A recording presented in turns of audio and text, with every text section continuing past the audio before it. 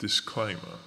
I am new to Fleet Foxes. The video that I'm making today is very much my first impression of the band, other than perhaps a couple of listens to their first album, which I put on in the background when I've been studying, but never really properly took the time to digest. And today we're going to find out whether that decision was misguided. I'm trying to go into this album as unbiased as possible, but obviously I'm aware of both the critical and commercial praise that this band, Fleet Foxes, have been lauded with since their debut in 2008.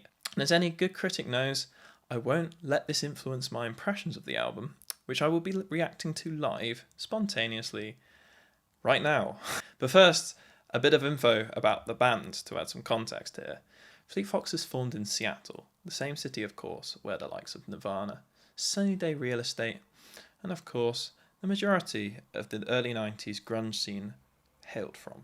The band is fronted by singer-songwriter Robin Pecknold, who was 22 when they released their first album. The band were active from 2006 to 2013, releasing 2 albums in this period before leaving on hiatus. Josh Tillman, the drummer of the band, left, going solo under the name of Father John Misty, who of course we all know and love today for his ironic, satirical songwriting. 3 years on, Pecknold had completed his undergraduate degree and decided to reform the band. The band returned with their 2017 album Crack Up before releasing Shore just 3 days ago. Today is the 25th of September. I'm going to put out a video and I'm going to give you my reaction to it. I'm going to give you my initial impressions on a track-by-track basis, stopping if I need to if I hear a particularly good, bad, interesting bit. So this is very much my live reaction, and yeah, here we go. Okay, the first track on this album, Wading in Waist-High Water. Let's go. Oh, it's pretty.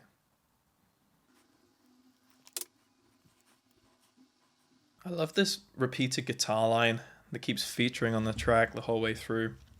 It's almost mantra-like, the way that it kind of just built up in that second part there and it's come down again. Lovely little opening track. Nah, I'm really impressed by what I'm hearing so far. We're 1 track in. Okay, speeds up at the end here. This is nice. Oh wow, okay, nice transition, nice transition. Okay, so this is the second track, Sunblind. The sort of call and response, echoey backing vocals that I'm hearing in my right ear here on this track, the second track, they're lovely. And I mean, we all know Fleet Foxes for their backing vocals, right? It's a really subtle touch, but it brings out the colours of the track. Wow, well that's the second track. I must say there's nothing too challenging here so far. It's quite an easy listening album. The chord progressions are pretty simple, but everything sounds clear, pristine. It's a very well produced album so far. This is the third track, Can I Believe You? Starting with a choir. Oh, here we go. That's not in 4/4. That's an interesting time signature. 6, 7, 1, 2, 3, 4, 5, 6, 7, 7/4, 7/8. I don't know. It's definitely irregular. It might be 9/8 actually. 1, 2. Okay, it's 10/8. It's 10/8, guys. I figured it out. I think. God, like someone comment what time signature this is. If you're like a nerd about theory, like me, sorry. And if you haven't got a clue what I'm on about right now, I sincerely apologize. It's me being a nerd. Ooh, I'm liking this sound here. So this is the 4th track, Jarrah. Jarrah. Some nice kind of synthy opening. It's like they've resampled some vocals and put it down in a synth kind of way. I'm loving the panning on this record, right? The way it's dancing between each of my headphones is really nice and it's shimmering. This is also probably the first track where there's quite a catchy hook here. I feel like there's been an absence of that so far. And obviously this is just my first impressions of the album. Things generally get catchier the more you listen to them. But so far, this is more reminiscent of kind of a pop song as more of an indie ballad. I quite like that.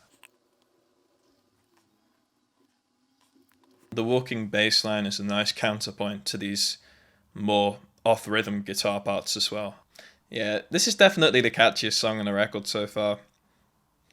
I like the way this track ends as well. We've got the kind of Pretty Woman, I'm the Resurrection drum beat. You know the one I mean, the I don't know, I can't articulate it any more clearly than that.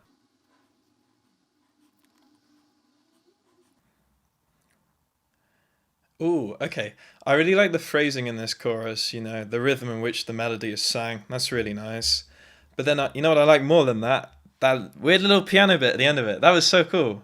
Again, a really nice counterpoint to the sort of very steady rhythm that we got so far in this track. It's got a very steady pulse to it. There's no drums at all here, other than perhaps a faint kick, but I'm not even sure. That's not very high in the mix, just put it like that. This isn't exactly EDM. The vocals are really soft here, with the sort of constant, repeated plucked guitars.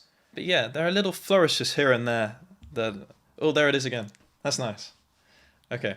It's quite a thick texture to this song as well. There's sort of quite a lot going on. There's about 3 or 4 different guitars on top of the ones that sort of added in and out here.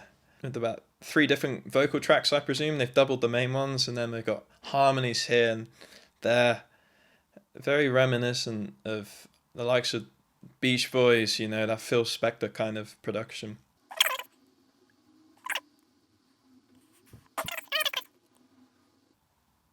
Okay, this just sounds like somewhere only we know by Keane.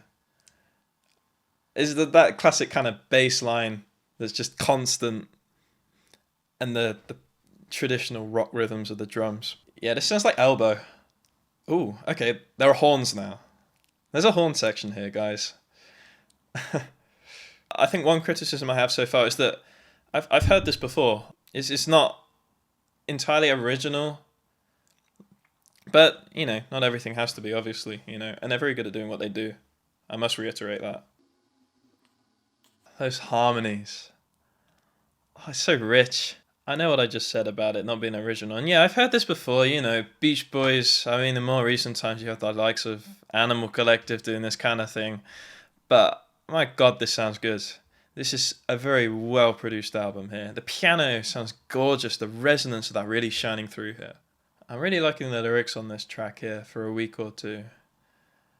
More of a vulnerable cut on the record. I feel like there's a lot more breathing space on this track as well. Obviously, it's a bit quieter. There are no drums, guitars, or anything. It's literally just a few vocal tracks and the piano. But it's really spacious. I like that. I feel like that was necessary after the track we just had, which was a lot more dense and rocky, which is nice in terms of the way they've sequenced those tracks on the album. The bird calling at the end is a nice touch too. This feels really spacious here. Some open chords, nice subtle pluck guitar in the background here, a little bit less shiny and more muted. This is definitely the most upbeat song so far. I kind of felt like the record needed this. I know I just said it needed a breathing space, but so far I've been a lot more mid-tempo, rocky kind of tracks as opposed to something a bit quicker. The guitar tones here are lovely as well, I might just add. Kind of shoegazy almost.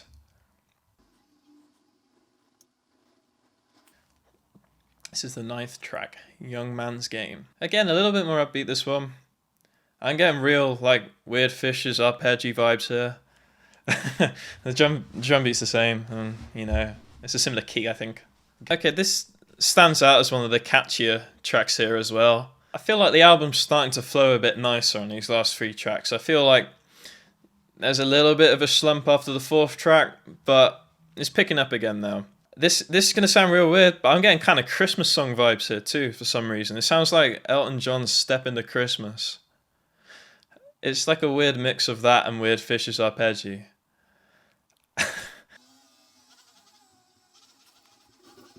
Okay, I'm really liking this song. Probably one of the prettiest songs yet. It's really simple. It's a guitar and Pecknold's vocals. I think there's an electric one on my left ear and more of an acoustic jangly one on my right. It's kind of hard to interpret lyrics upon first listen, because a lot of the time I'm not even listening to the lyrics, I'm listening to the music itself. It's kind of hard to take it all in at once, and this is very much an initial impressions video as opposed to a review of it. But I get the sense it's about change. You're not the season you're in, he's saying here, almost as if, you're trying to hold on to the past and not allow things to move on. It's a vulnerable confessional cut. That was really pretty. I think that might be my favourite one yet, actually. I'm liking how the song is sort of slowly mutating the key it's in. It's really clever what they're doing here.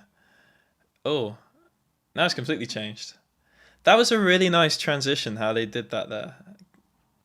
Okay, that piano part is so cool. Okay, that's one of the most interesting things I've heard on this record so far. In terms of the actual like chord progression, I'm not really sure. Again, there's nothing sticking here with this track.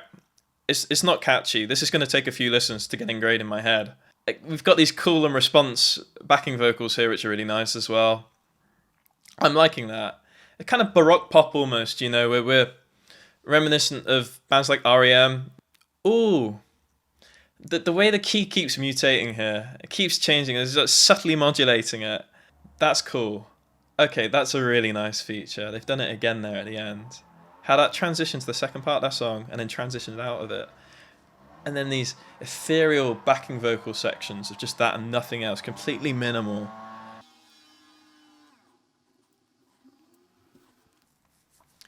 I'm really liking the choice of instrumentation on this track. The combination of the harpsichord and the horn section is really nice. More of a slow tempo on this. And now we got lyrics in the foreign language. Is that Italian? Okay, this is Baroque down to a T. This isn't even Baroque pop. This is sounding like a Bach chorale rewritten for horns. And there's a sort of modal sense to this track as well. That wasn't a traditional scale, I don't think. That's really testing my music theory here. Sorry. But yeah, that one almost felt medieval. I feel like we're going back in time as the record progresses. This is the penultimate track, Cradling Mother, Cradling Woman. It's also the longest track on the record. Okay, this is like the classic penultimate track. The hero's end, almost. I don't know, he hasn't even started singing it, I'm just making this assumption. I'm liking these kind of loud chorus, quiet verse. The emphasis of structure here is nice. At times where I feel like there are a few tracks on this record that are a little bit structurally loose. It's hard to tell when one section ends and another begins. There's like an absence of melody at points when this main...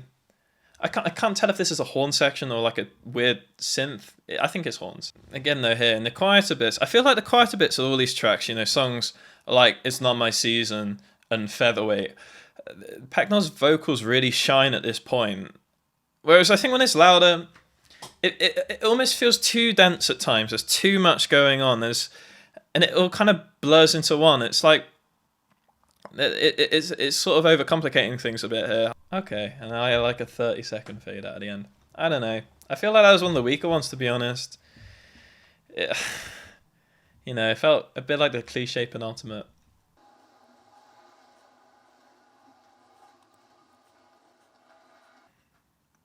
The resolving cadences of the horns playing here are really lovely, with this sort of triumphant drum rolls on the toms and everything. Oh, I'm liking the way this final track ends. That's a really poignant way to end it, actually. With it just fading out one by one, the drums stopping, the piano going there. Just resonating here. And I think that is that. That, my friends, is sure 54 minutes later and we're at the end of this album. So, my initial impressions of this album. Firstly, the production of this album is lovely. It sounds gorgeous. Clearly, meticulous amounts of time have been spent making everything sound up to scratch. The bass is warm and resonant. The guitars are jangly. The way things are spaced out in the mix is really good on this record as well. However, there's one complaint I would have in terms of the way things are organised instrumentally, and it is that at times things on the busier cuts of this album feel a bit too dense for my liking. I feel like the lyrics I will have to go back and listen to again before I make up my mind about, but I heard some beautiful ones, particularly on the song I'm Not My Season, which for me is a real highlight on this album. In terms of my favourite tracks on this album, I really enjoyed the wading in waist-high water into Sunblind transition. I thought that was a really nice way to open the album. The song Jarrah was particularly catchy, and I enjoyed the fact that that was. More subdued cuts like Featherweight and I'm Not My Season. The transition, I said, in Quiet Air was lovely. I feel like the last three tracks are a little bit too much. I don't think they needed them to be as long as they were, and I don't really think they added too much to the record. At times, almost feeling a bit cliche for my liking, the traditional kind of penultimate loud song, final, more quiet, subdued cut. Neither of which really spoke to me, I think, at that point, you know. But yeah, those are my initial impressions of Shore by Fleet Foxes. If you like this video, please give it a thumbs up. Subscribe if you want to see more content like this. I'm going to be posting a lot more regularly at the moment, seeing as I haven't really got an awful lot else to do. And yeah, thank you very much for watching, and I will see you later on.